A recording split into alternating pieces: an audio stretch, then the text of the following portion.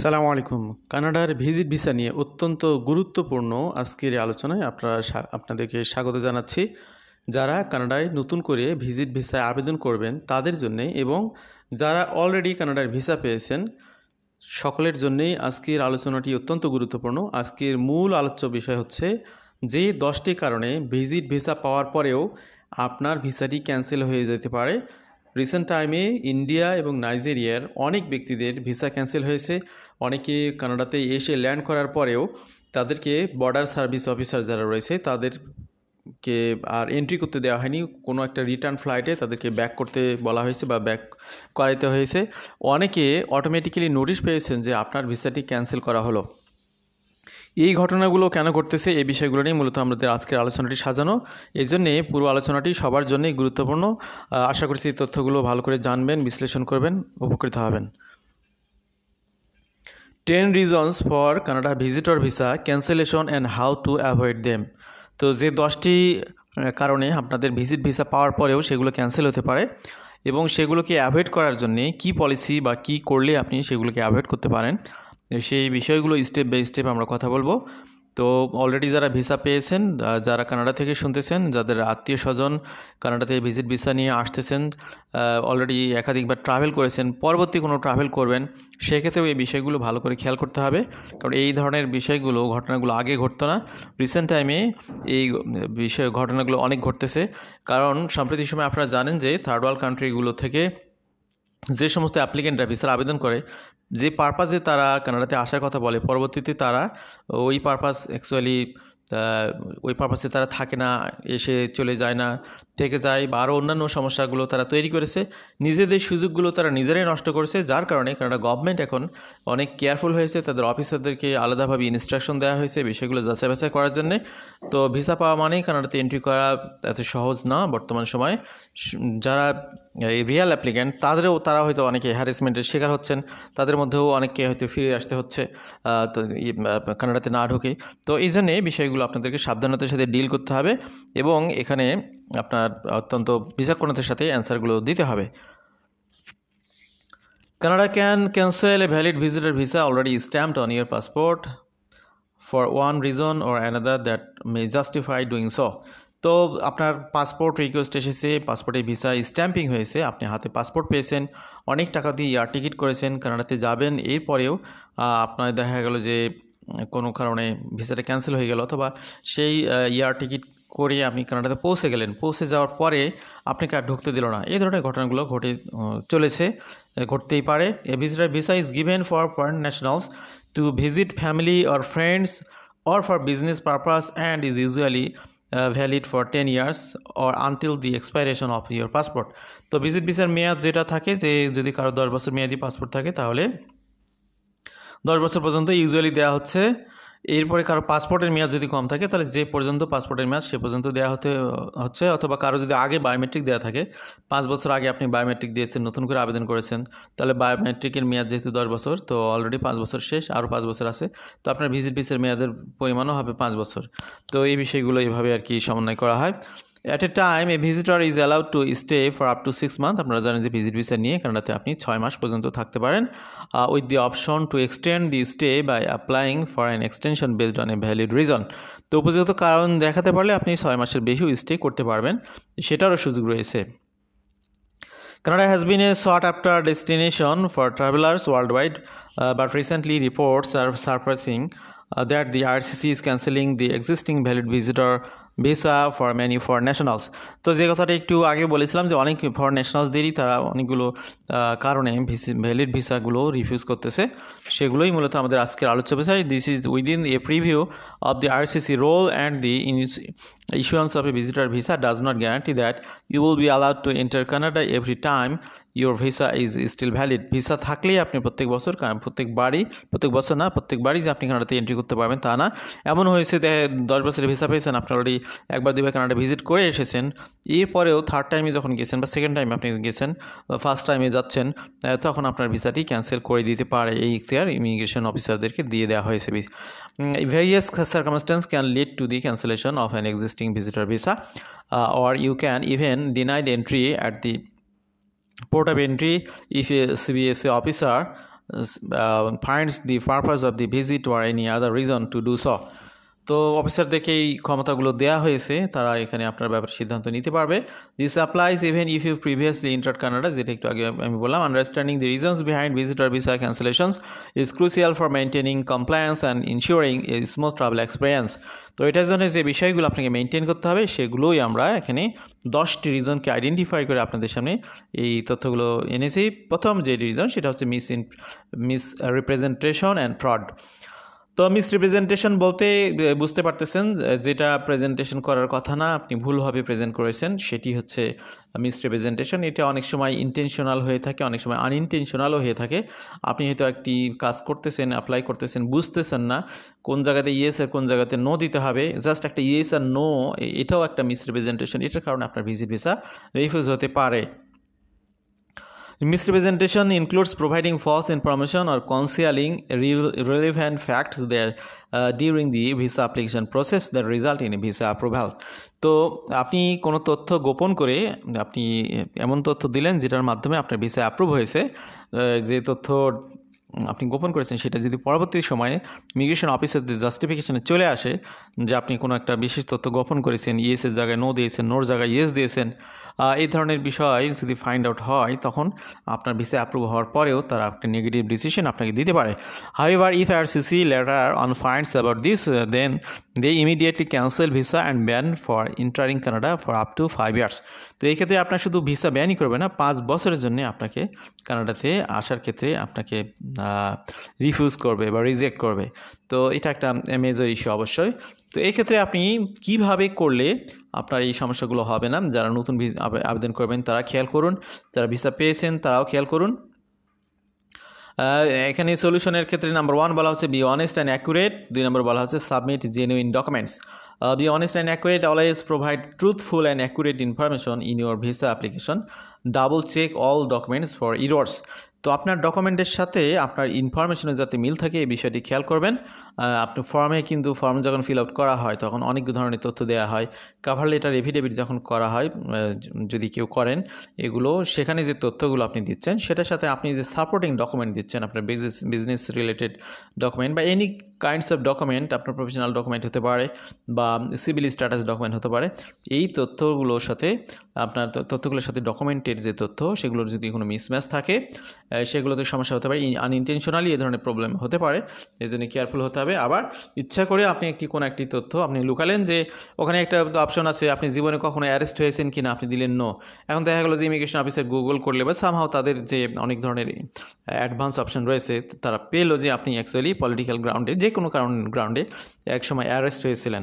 So এটা আপনি just yes নোর মারফতে আপনি সেখানে একটা মিস রিপ্রেজেন্টেশন দিয়েছেন, সেটার কারণে আপনি 5 বছর পর্যন্ত ব্যান্ড হয়ে যেতে পারেন। তো এই ক্ষেত্রে আপনি অনেস্টলি সেখানে বলতে পারেন যে হ্যাঁ সেখানে আপনি অ্যারেস্ট হয়েছিলেন বা এই ধরনের কিছু একটা ঘটেছিল, পরে সেখানে নিচে একটি ব্যাখ্যা দেওয়া যায় অল্প করে, কিংবা কাভার লেটারও আপনি সেটার সাথে রিলেটেড ব্যাখ্যা আপনি দিতে পারেন। 2 নম্বর হচ্ছে সাবমিট জেনুইন ডকুমেন্টস। ডকুমেন্টেশনের ক্ষেত্রে অবশ্যই চেষ্টা করতে হবে সর্বোচ্চ পর্যায়ে যে আপনি জেনুইন ডকুমেন্ট দিবেন। Ensure all submitted documents are authentic and verifiable. Avoid using fraudulent documents under any circumstances. তো এই ডকুমেন্টেশন একটা মেজর ম্যাটার, সেটা আপনারা জানেন মোরালেস যে কানাডার অ্যাপ্লিকেশনের ক্ষেত্রে document is a matter. Consult A professionals. তো নিজে করতে গেলে বা আপনি দেখা গেলো যে অল্প টাকায় অনেকে আছে যে আপনাকে অনেক কম টাকায় অনেকে সার্ভিস দেয়, এইগুলোতে অল্প সস্তায় সার্ভিস নিতে গিয়ে আপনি আপনার কানাডাতে ঢোকা 5 বছরের জন্য ব্যান করে ফেলতে পারেন। তো এই জন্যে আপনি নিজে করতে গেলে সেটা ভালো, অথবা যারা গুড প্রফেশনালস রয়েছে তাদের সার্ভিস নিলে এক্ষেত্রে আপনারা এখানে অ্যাকুরেটলি আপনার অ্যাপ্লিকেশনটি সাবমিট হবে। তো এই বিষয়টি খেয়াল করতে হবে। 2 নম্বর যে অপশন আমাদের সেটা হচ্ছে ক্রিমিনাল রেকর্ড। ক্রিমিনাল রেকর্ড বলতে বোঝায় যেটা যে আপনার নামে যদি কোনো এনি কাইন্ডস অফ মিথ্যা হোক সত্য হোক, আপনার নামে যদি কোনো অ্যালিগেশন থাকে থানাতে হোক বা যে কোনোভাবেই হোক, তাহলে সেটার যদি পরবর্তীতে ধরা পড়ে আপনি সেটার কারণে আপনার ভিসাটা ক্যান্সেল হতে পারে। বিশেষ করে সিরিয়াস ক্রাইমস, রিসেন্ট কনভিকশনস, এই ধরনের বিষয়গুলো অনেকে হাইড করেন। Individuals already having a visitor visa is if convicted for any serious criminal offence then their visa is cancelled.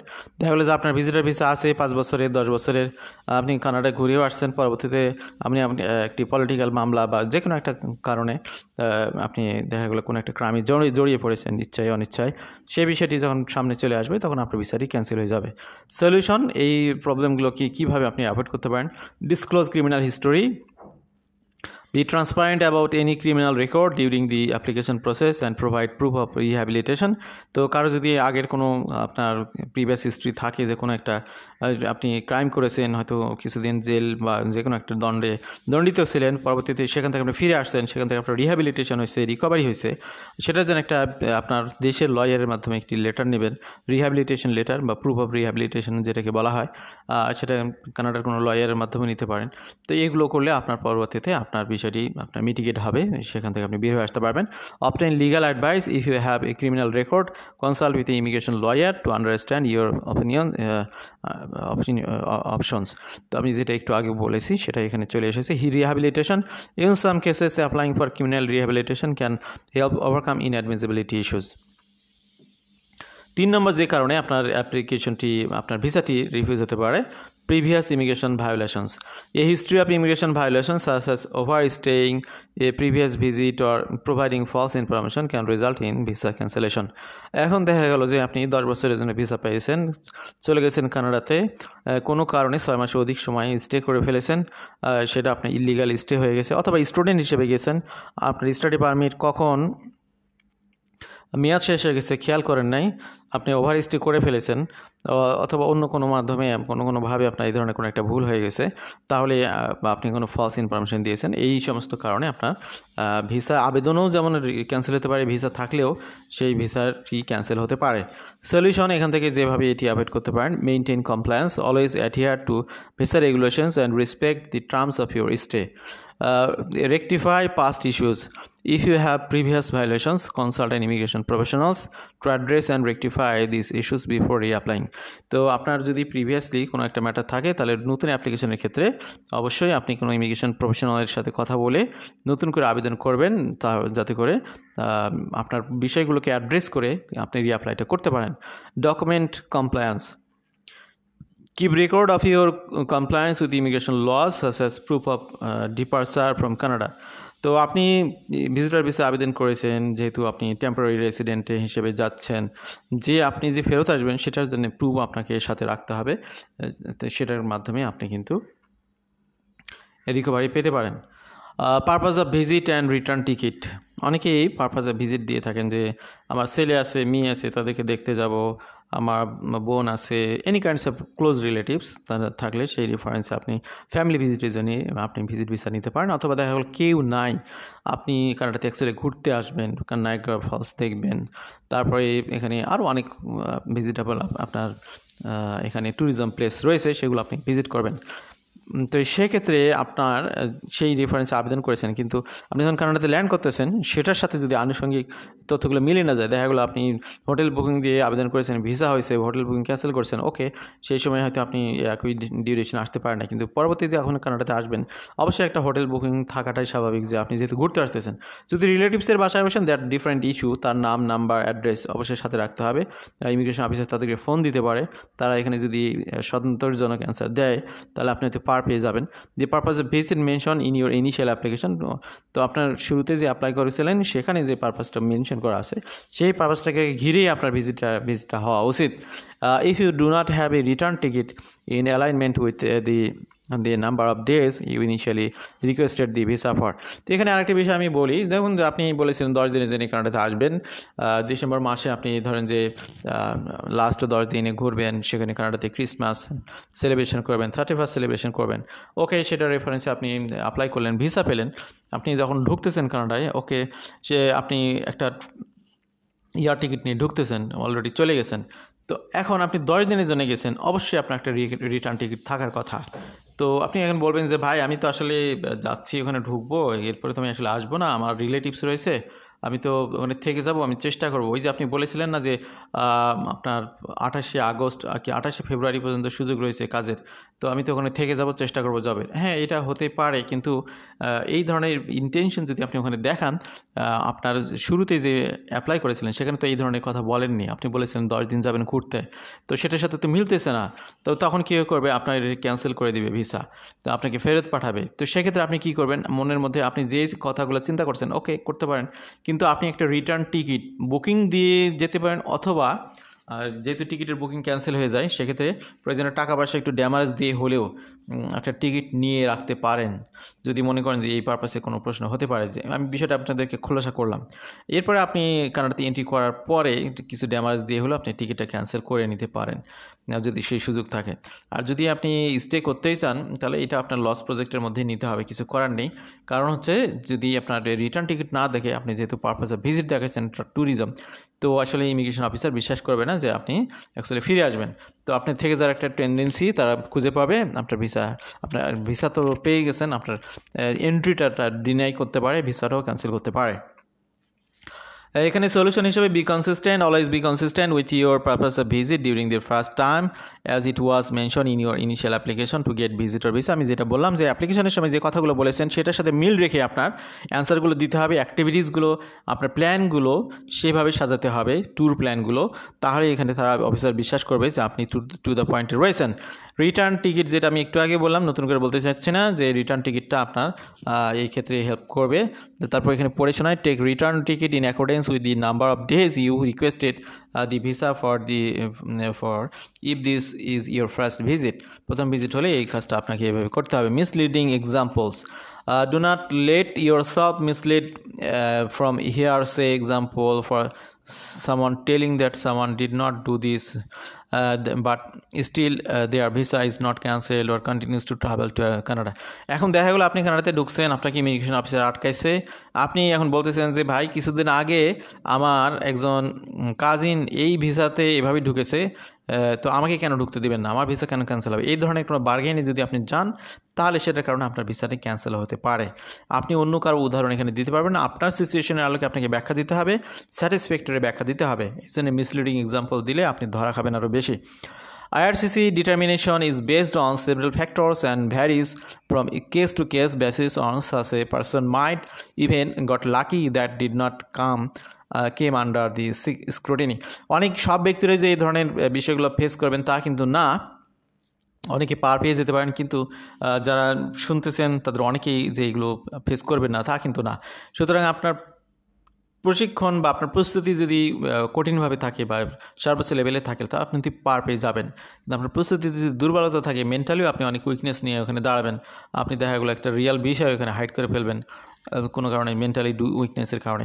So এই বিষয়গুলো আপনাদের কেয়ারফুলি মাথায় রাখতে হবে, সেটার আলোকে স্টেপগুলো সাজাতে হবে, নিতে হবে। However, it does not mean everyone will be spread using the same loophole. তো সবাই কিন্তু পার পেয়ে যাবে না। Only solution to such scenarios is never ever trust any hearsay. অর্থাৎ অন্যদের ক্ষেত্রে কী ঘটেছে সেটা শুনবেন না, আপনি অ্যাকচুয়ালি রুলস অনুযায়ী, লজ অনুযায়ী, এবং আমরা যে পরামর্শগুলো আজকে দিচ্ছি, যে বিষয়গুলো আনছি, এগুলো কিন্তু অনেক কেস স্টাডির পরে যে একটি তথ্যের সামারি হয়েছে সেইটি কালেক্ট করে আপনাদের সামনে কথাগুলো বলতেছি। Rather, stay vigilant by keeping yourself updated with the latest development in Canadian immigration and only relying on information from official IRCC website. তো যেটা বললাম যে আপনার অন্যর কোনো রেফারেন্স না দিয়ে আপনি সরাসরি IRCC ওয়েবসাইট থেকে আপনাকে সকল রেফারেন্স দিতে হবে, কোটেশন দিতে হবে, তাহলে আপনি পার পেয়ে যেতে পারেন। ইন এডুকেট ফিনান্সিয়াল সাপোর্ট, আপনি যখন ভিজিট ভিসা আবেদন করেছেন দেখা গেলো আপনার টাকা পয়সা খুব কম ছিল, 1-2 লাখ টাকা ছিল, ভাই বোন আত্মীয় স্বজন বিভিন্ন জনের থেকে টাকা পয়সা ধার করে নিয়ে একটা ওয়েলদি ফান্ড দেখাই আপনি আবেদন করেছেন, ভিসা হয়েছে। এখন আপনি যখন কানাডাতে এন্ট্রি করতেছেন দেখা গেলো যে 20 লাখ টাকা দেখাইছেন, এখন অ্যাকাউন্টে রয়েছে মোটে 5 লাখ টাকা, যার টাকা তাকে দিয়েছেন। তো আপনি স্টেটমেন্টে দেখাইছিলেন এটা, কিন্তু দেখা গেল যে যখন আপনি যাবেন একটা ভাব বা আপনার একটা টিকিট হয়ে গেছে, সে সময় আপনার টাকা নাই ফান্ডে, তখন তো অ্যাকচুয়ালি অফিসার সন্দেহ করবে, কারণ তারা তো খুব দ্রুত আপনার এই বিষয়গুলো কিন্তু তারা স্ক্রুটিনি করতে পারে, তাদের কিন্তু সেই অ্যাক্সেসগুলো আছে, তারা খুব সহজে ব্যাংকের এই বিষয়গুলো খোঁজখবর নিতে পারে। তো এক্ষেত্রে যেটা হয় যে যদি দেখা যায় পর্যাপ্ত ব্যালেন্স নেই, তার মানে তো আপনি থেকে যাবেন, ভেগে যাবেন, আসবেন না, মিলতেছে না, আপনার তো আসলে ট্রাভেল করার যে খরচ দরকার সেটা তো ব্যাংক অ্যাকাউন্টে নাই বর্তমানে, আগে যে রেখেছিলেন। তো এক্ষেত্রে যে এই বিষয়গুলো আপনাদেরকে খেয়াল করতে হবে। মিনিমাম একটা অ্যামাউন্ট আপনার কিন্তু ব্যালেন্স রাখতে হবে, অ্যাপ্লিকেশনের সময় তো করবেনই, প্লাস আপনি যদি প্রকৃতপক্ষে ভিজিট করতে চান, ভিজিট কমপ্লিট হওয়ার আগ পর্যন্ত মিনিমাম একটা ব্যালেন্স আপনাকে রাখার চেষ্টা করতে হবে। যাদের থেকে ধার নিয়েছেন সবাইকে ফেরত না দিয়ে কিছু ব্যক্তির টাকা রাখতে হবে, যাতে করে আপনার আসা যাওয়া থাকা খাওয়া সবগুলোর খরচগুলো যাতে অন্ততপক্ষে অ্যাকাউন্টে থাকে, এই বিষয়টি মাথায় রাখতে হবে। বিশেষ কোনো কারণে টাকা উইথড্র করতে হলে করবেন, কিন্তু আবার ঢোকাবেন, সেটাও একটা ব্যাখ্যা আপনার রেডি রাখতে হবে।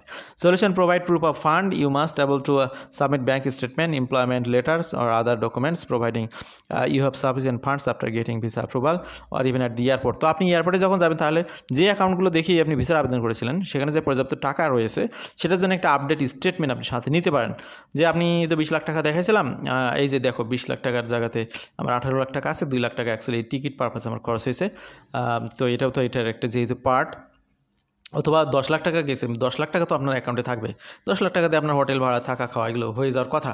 তো যতটুকু স্ট্যান্ডার্ড মেনটেন করা যায় ততই ভালো, এই বিষয়গুলো আপনি মেনটেন করতে হবে। Maintain financial stability.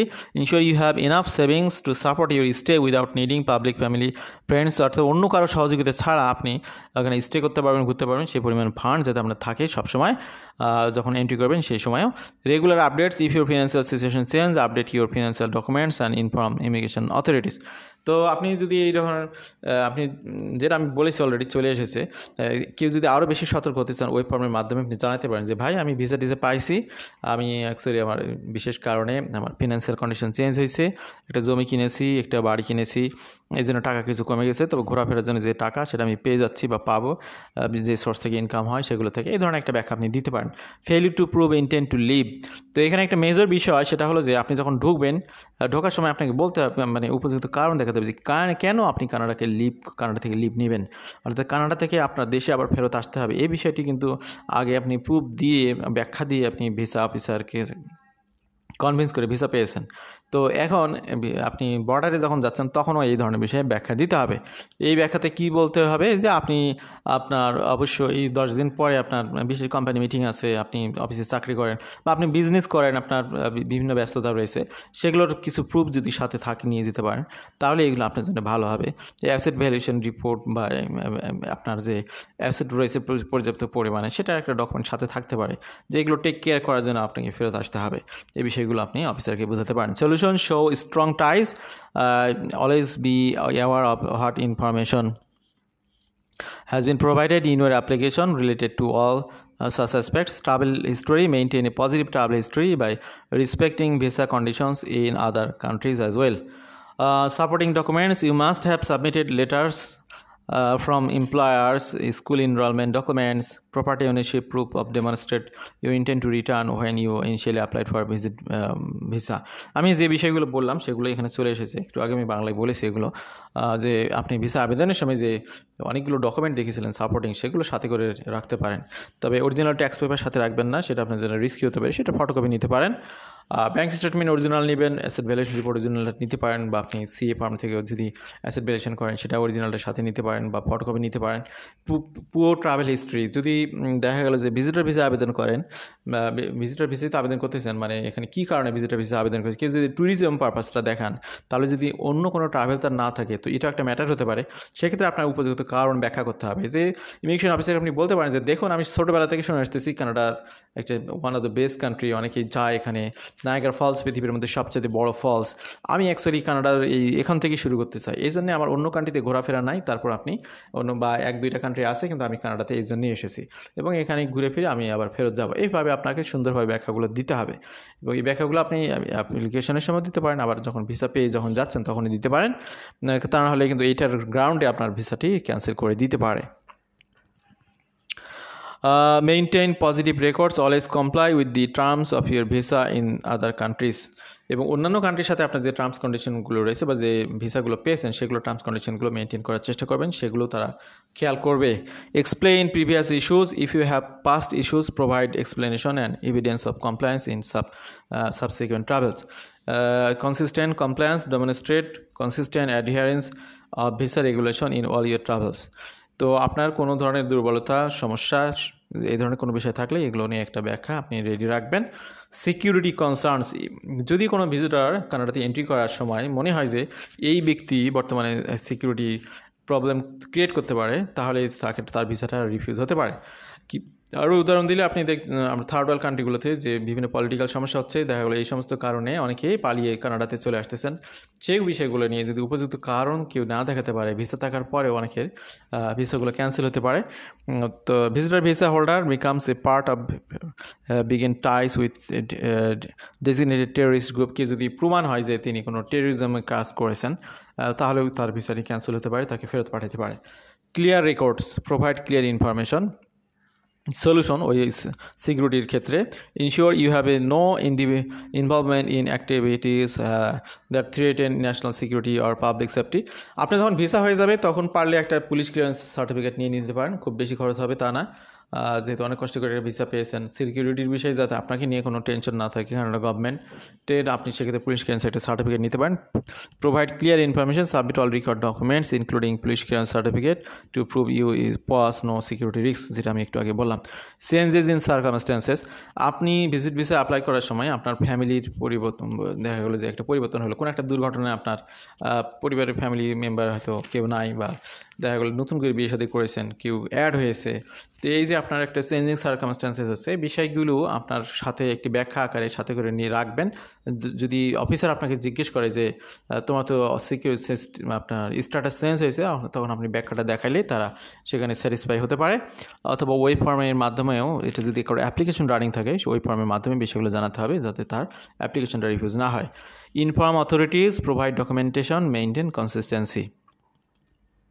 এখানে সলিউশন দেওয়া আছে তিনটি। Report any significant change in your circumstances to immigration authorities promptly, web ফর্মের মাধ্যমে জানাতে পারেন, বা আপনি একটা ব্যাখ্যা নিয়ে যেতে পারেন, যেটা আমি বললাম। Provide documentation, submit updated documents reflecting your new circumstance such as new employment letter, family status updates. দেখা গেলো আপনি একটা এমপ্লয়মেন্ট লেটার দিয়েছেন, ওই কিছুদিন পরে সেখানে আপনি চাকরি করতেছেন না, তারা খোঁজখবর নিল, তাহলে পেলো না, তখন কি হলো, আপনি নতুন চাকরিতে জয়েন করেছেন, তো আপনি নতুন যে চাকরিতে জয়েন করেছেন সেটার লেটারটা সাথে রাখবেন, যাতে করে আপনার ব্যাপারে সঠিক ধারণাটা তাদের সামনে ক্লিয়ার হয়। Maintain consistency, ensure your circumstances remain consistent with the information provided in your visa application. তো এটাও আগেও বলা হয়েছে, আপনার ইনফরমেশনের সাথে আপনার অ্যাপ্লিকেশনের সময় যে তথ্যগুলো দিয়েছেন সেগুলোর সাথে আপনার কনসিস্টেন্সি অবশ্যই বজায় রাখতে হবে, যাতে করে আপনার ব্যাপারে কোনো ব্যাড ধারণা না হয়। Maintaining compliance with visa regulations and being transparent throughout the visa application process is crucial for anyone wishing to visit Canada.